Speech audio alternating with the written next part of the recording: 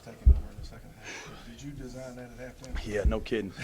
I came in at halftime and I asked him one question. I said, "Do you guys believe you can beat Lipscomb tonight?" And everybody said, "Yeah." And he was the loudest one, and he just came out in the second half and attacked that basket. He can do that though, and I think we're a little tired. Obviously, we did not play like ourselves the first half, but we had enough in us the second half to kind of turn it. This week now, you've won a double overtime game. You came back, won a close. What have you learned about your team the last couple games that you maybe haven't seen before? Well, man, these kids are, they got a lot of fight in them. They got a lot of grit. And it's not just so much about the team, but I'm telling you, man, Tennessee State, there are years we're not winning these type of games in double overtime in town versus Lipscomb and the Belmonts and things like that. So, these kids are determined to change the program. That's kind of what I'm finding out about. Did you know that when you recruited him? I mean, some of the guys, you've seen them all play before. Yeah, I mean, that's part of the speech that you give, to get them here. You want to turn the program around, and you do that, and hopefully they buy into that. But, you have to realize that the guys that play for us, they've played in postseason. Like Karan DeShields has played in the NCAA tournament 2 times. Tajir McCall was a starter as a freshman in the NIT. These kids are used to winning, and that's what you have to get here to break the cycle of losing. DeShields been a good three-point shooter. Didn't have it tonight. You tell him just keep shooting through that, or what? Well, our guys are tired, and I could tell. I mean, he was short on his free throws, which he never is. The kid's always in the gym. But we kind of told him to attack the closeouts a little more and drive it and try to get to the free throw line, especially when we were in the bonus with, about 12 minutes to go in the second half. But, we don't ever tell them not to shoot when they're open.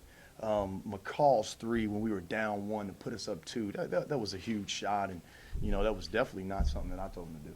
He had a smile on his face the whole second half, too. Does he typically play with that kind of joy? He does. I mean, he's the most energetic guy we have, and that's just his personality. Off the court, he's really goofy.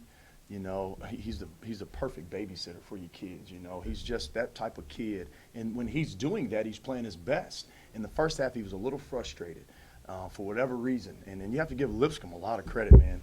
Those guys are hard to guard, and maybe a couple of the touch fouls that McCall got. I think sometimes that kind of throws him off, and he missed a free throw or missed an easy shot, and he kind of let that affect him. But man, he bounced back.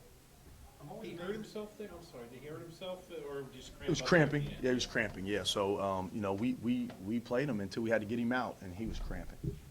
I'm always amazed by how well he plays shorter guys on the perimeter. I mean, that's a skill that you really can't teach some guys to do. They're just not able to physically. Tajir McCall's the best defensive player I've ever been around. I mean, he can sit down in a stance. He's got great lateral quickness. He's got unbelievable basketball instinct. I mean, unbelievable instinct. And I tell people all the time, it's almost like cheating, having someone that can defend like he does. And that's why tonight when the kid from Lipscomb was giving us a lot of fits, that just proved how good of a player he is, because McCall's been able to shut down the opposing team's guard game after game after game. And obviously tonight he could have been a little tired, but he's a tremendous defender. Roper had a great first half, especially 3 for 3 from 3. He's been a good shooter since I've seen him, but he needed it in the first half today. Yeah, he did. He kind of kept us afloat. We were out there in the water without a boat, and he kind of kept us afloat. He was our leading scorer last year, and he's had to take on a lesser role this year, but he's still a really good shooter. And 16 is his season high, I think, and he hasn't shot it very well lately, but he's the guy that we tell to keep shooting no matter what. What can you do here, I guess, the next few days? You have an opportunity to get their legs back under them now? Well, we play on Saturday. We leave tomorrow. We've got an HBCU Classic game versus Alcorn State. We cannot practice tomorrow, obviously. We will do some ice bath and stretching and a lot of game preparation. But, we need some of our guys that didn't play as many minutes to maybe log some more minutes against Alcorn. I haven't watched them yet, so I don't know how hard they are to guard. We tried to defend Lipscomb a different way in the first half, but I tell you what, man, you got to give them credit. They're just too good. I mean, they were really good. And so second half, we just said, look, guys, just play as hard as you can, and they left it out there.